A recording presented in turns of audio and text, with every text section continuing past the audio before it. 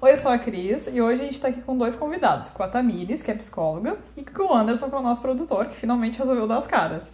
A gente vai falar um pouquinho nessa série de vídeos sobre depressão. Então fica comigo até o final dessa série para conferir as informações sobre depressão.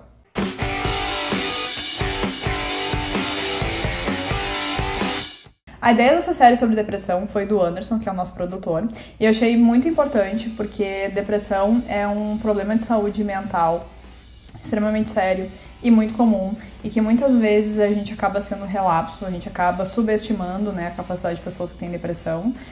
Eu acho que um pouco também dessa questão de querer colocar algo diferente em relação à saúde mental no canal, já que a gente sempre grava receitas, fala ideias gerais sobre saúde, foi porque eu recentemente vivenciei, né, a depressão, porque também o Anderson, em algum momento da vida, também vivenciou a depressão. Você vivenciou a depressão? Sim, eu acho que na verdade... Vivenciou. A minha, agora eu vou começar a falar. Vai lá. Porque pra mim, na verdade, eu acho que é tipo quando é um usuário de droga, sabe? Que tipo, tu nunca deixa de ser drogado. Tu nunca deixa de ter depressão, tu nunca deixa de ter ansiedade, pra mim, na minha opinião. Tipo, eu acordo, hoje é mais um dia que eu vou vencer, é assim que eu penso. Né? Tipo, venci a depressão. Acho que não existe isso. Se tu é depressivo, tu vai ser pra sempre, é a minha opinião. Acho que é isso aí. Concordo. Sim, e a pessoa já tem uma tendência também a isso, né? Então, dependendo daquilo, de como que tu leva a vida, de como que tu faz as coisas, de como que tu te comporta, pode ser que volte tudo novamente, né? Então, a gente tem formas de viver melhor, né? Tu tem tratamento, consegue ter uma vida normal, passa a depressão, mas isso não quer dizer que ela não possa voltar também. Assim como tipo, uma pessoa que é drogada, que não tem aqueles gatilhos que fazem ela voltar pra droga, a pessoa que tem depressão, ansiedade também tem os gatilhos fazendo ela voltar Tanto é que uma pessoa com depressão pode ter depressão em um momento da vida e nunca mais ter, ou ela pode ter vários episódios ao longo do tempo, né? Mesma coisa quando a gente fala, acho que o legal seria falar remissão, né? Parecido com os transtornos alimentares. Então, por exemplo, uma pessoa que teve bulimia nervosa, ela nunca vai deixar de ter, mas ela entra numa remissão e daí ela então passa a não apresentar mais, né, como prevalente os sintomas, os sinais clínicos da doença. Mas, bom, só pra gente poder esclarecer, né, o que é a depressão que a gente tá falando aqui nesse vídeo. Eu escolhi depressão maior, que seria essa depressão mais clássica, digamos, que a gente conhece, em que a pessoa ela fica extremamente triste, ela fica com o humor deprimido, ela perde o prazer nas coisas que ela faz ou nas coisas que ela tem na vida dela, né? E não é que a gente tenha só um tipo de depressão. Eu vejo muitas vezes, por exemplo, as pessoas confundindo bipolaridade como se fosse uma coisa separada, quando na verdade é um tipo de depressão também. Só que como é 2 polos, a gente tem uma pessoa que às vezes está muito animada, empolgada, e quando vê ela já está tipo, triste, depressiva, né, no sentido humor triste, né, em um curto período de tempo. Então eu escolhi mais a depressão mais conhecida justamente para esclarecer um pouquinho melhor sobre isso. E aí, só pra gente trazer aqui na conversa, que muitas vezes a gente fala hoje eu tô depressiva, hoje eu tô deprimida, essa semana eu fiquei muito deprê, como se fosse um estado da pessoa, tipo, ela escolheu, é uma coisa, tipo, muito passageira, né? Tu consegue perceber isso, tipo, nos teus pacientes no consultório, na tua convivência, assim, como psico, tipo, ver as pessoas confundindo um pouco esses termos, esses detalhes, esses sintomas clínicos da depressão? Sim, é bem comum, né? Até é super importante a gente poder diferenciar o que é tristeza do que é a depressão. Porque às vezes as pessoas, estão tristes em algum período da vida e já associam isso como uma depressão, né? Mas é importante a gente dizer assim que a tristeza, ela é uma emoção como outra qualquer, como alegria, como ansiedade, como medo. E isso significa que ela é passageira, né? Então, mesmo que a pessoa não faça nada, ela simplesmente vai embora depois de um período, né? Ela tem um pico e vai. E já a depressão é uma tristeza profunda e também a pessoa tem uma série de outros sintomas também, né? Além de pensamentos negativos, repetitivos, ruminativos, né? Então, a depressão, ela também tem características biológicas também, né? Não é neuroquímicas, não é só uma emoção.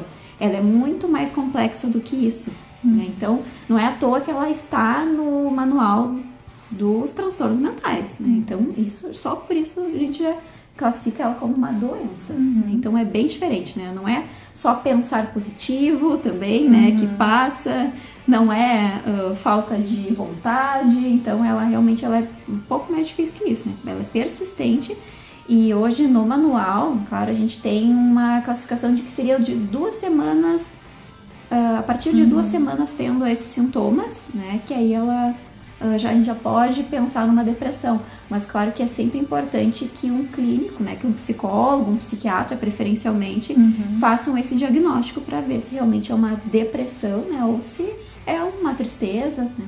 Então, pode acontecer, eu já tenho casos da minha família, tá, que acharam que era depressão e começaram, toma esse remédio aqui que o fulano tomou, esse remédio funciona. Mas não era nada disso, às vezes a pessoa não está com depressão, acha que é outra coisa, às vezes não está com vontade de fazer mesmo, às vezes até por preguiça, mas acha que é depressão, acaba se automedicando e não procurando um profissional. Essa questão, na verdade, do medicamento, né, não só da pessoa assumir que, tipo, eu sei que tu precisa, pega aqui esse medicamento ou faça tal coisa, mas eu acho que o efeito contrário também existe, né, das pessoas, não, que bobagem, não fica triste, tem tudo de bom na tua vida. Isso é uma coisa que a gente escuta muito, porque a depressão, ela não necessariamente vai ter uma cara, uma classe social, uma religião, um sexo, enfim, uma idade para acontecer. Ela pode acontecer para qualquer pessoa, né? Embora a gente saiba que tem uma predisposição genética, enfim, que essas informações são importantes, que o meio social é importante, não significa que uma pessoa que a gente vê que tem a vida perfeita, digamos assim, não vá ter, né? E que ela não precise necessariamente fazer um tratamento com isso, né? E eu acho que a questão que tu falou, acho que talvez o caso extremo, né? Toma um medicamento. Acho que a maioria das pessoas assume que, meu Deus, é um medicamento, sabe? Eu vou ficar dopado, não preciso disso, meu Deus, coisa horrível tomar um medicamento. Eu acho que eu vejo isso muito dos meus pacientes, né? Tipo assim, como se o medicamento representasse uma... eu fracassei, eu precisei de uma coisa química para fazer, né? Para ter essa evolução, para melhorar em relação às minhas emoções. É a mesma coisa que uma pessoa, por exemplo, tem um câncer, outras menos grave, mas que precisa tomar um antibiótico, uma infecção. Eu vou pensar positivo, vou ser alérgico e vou vencer a infecção. Não existe como. Exatamente. Por isso que tem que tomar medicamento no caso da depressão, no caso, né? Exato. E também tem o outro lado, assim, né? Tem pessoas que confundem, justamente por isso, por confundir tristeza com depressão, dizem, não, mas eu só... começam a oferecer não só medicamentos, mas coisas que elas fizeram e que passou para elas, né? E não necessariamente isso vai funcionar para aquela pessoa, né? Ela não tá deprimida porque ela quer, né? Não é uma simples solução, uma simples solução que vai ajudar a pessoa. Eu acho que é justamente isso, né? É mais fácil a gente ter empatia por uma pessoa que tá passando a mesma coisa que a gente tá passando, ou que já passou isso, né? Então, por exemplo, depois que eu tive depressão, pra mim foi muito mais fácil entender as pessoas que têm depressão, porque eu também ficava tipo, como assim? Fica triste, sabe? E, na verdade, entender que justamente isso, né? Tristeza é uma emoção assim como alegria, assim como raiva, assim como qualquer outra. Só que como a gente tem essa questão de, tipo, todo mundo quer ficar feliz, ser amado, né? Ser bem-sucedido e tal, a gente acaba meio que tendo essa negação, digamos, de emoções ruins, né? Tipo, a tristeza mesmo, né? Não aceitando que a gente tem que, tipo, passar por isso, tem que vivenciar essa emoção também, até justamente pra conseguir, tipo, nos autoconhecer, né? Tipo, o que de fato é só uma tristeza que eu tô passando por uma fase difícil, que nem tu falou, e o que tá saindo já do meu natural, né? Sim, porque cada emoção, né, ela tem uma função, né? Então, por exemplo, a tristeza, ela serve para nós refletirmos, também serve muito para aproximar as pessoas, porque naturalmente quando eu vejo alguém triste, eu vou lá e pergunto o que aconteceu.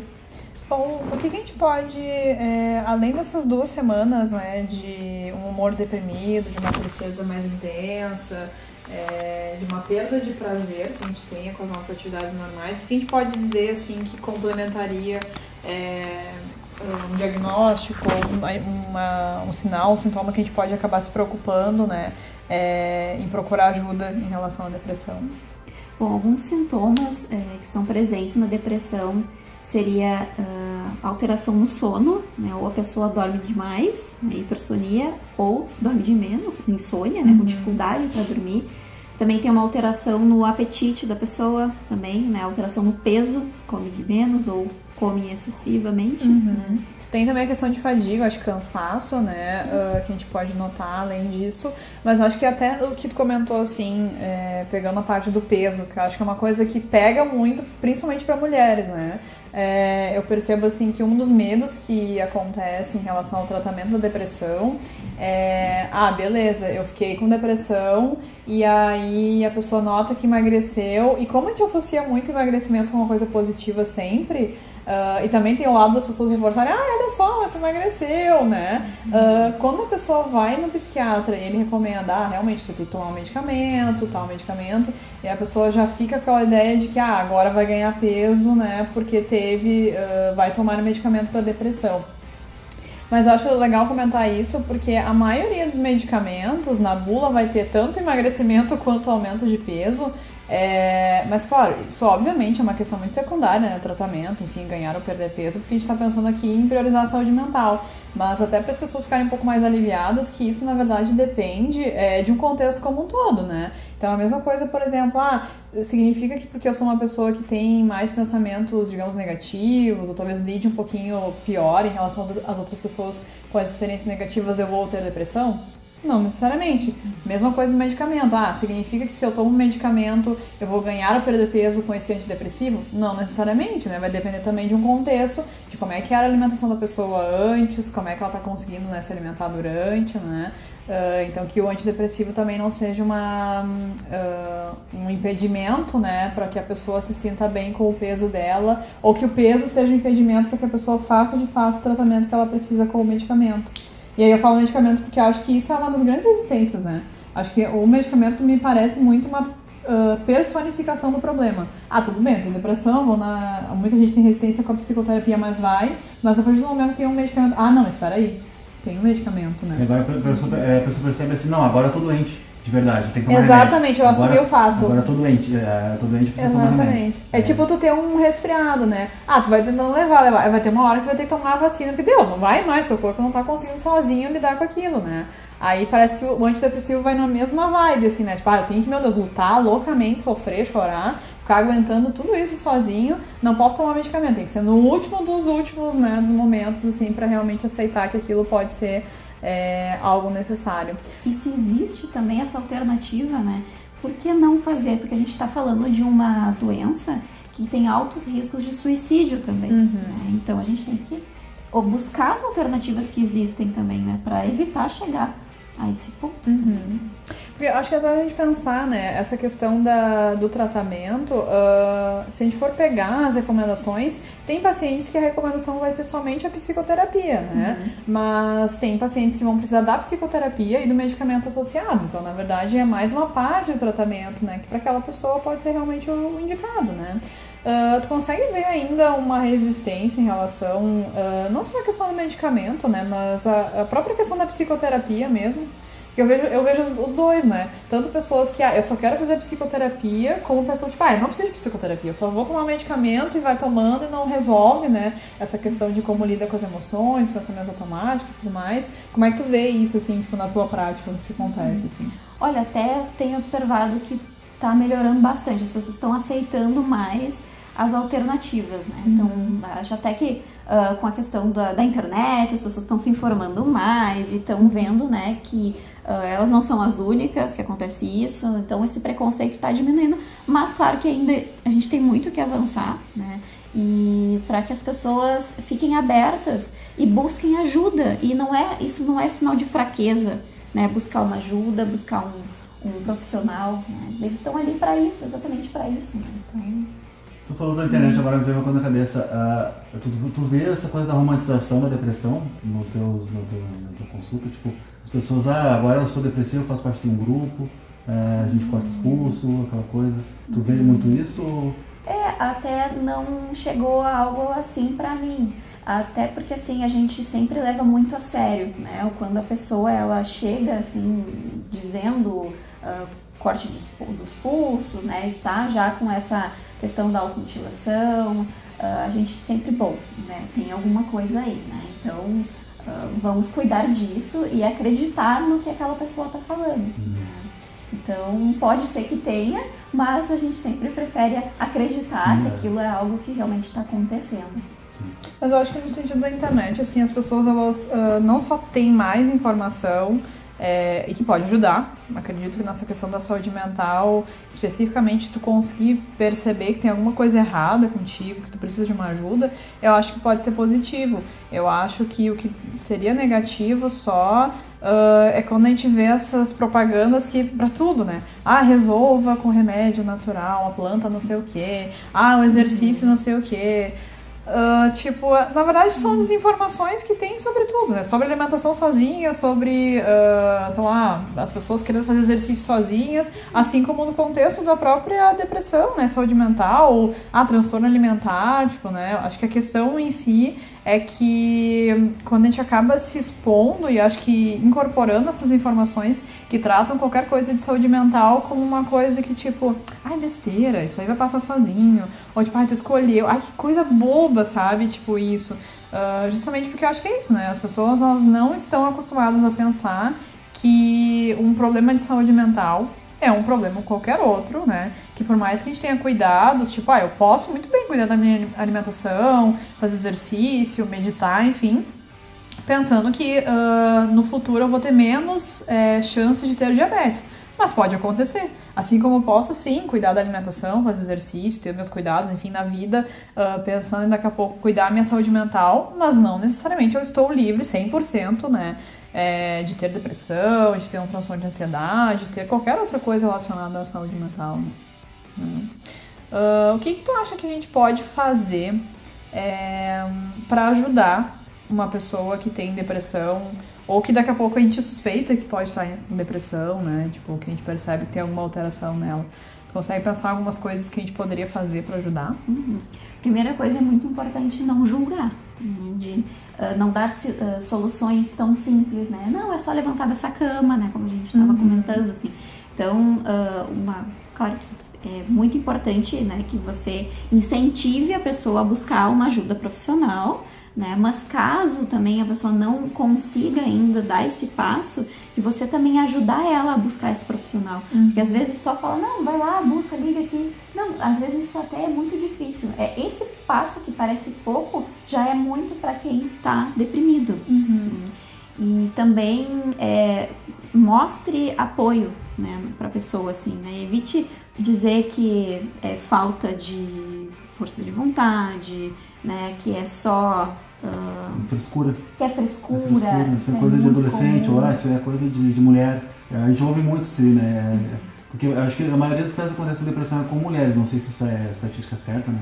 Mas a maioria com mulheres. Mas eu acho que até por causa desse caso, a mulher tem mais cobrada no caso do que os homens, porque que nem eu falo que pro homem é muito fácil ser idiota, né? O homem tem que fazer muito esforço para não ser idiota, porque tudo é favorável ao homem na sociedade.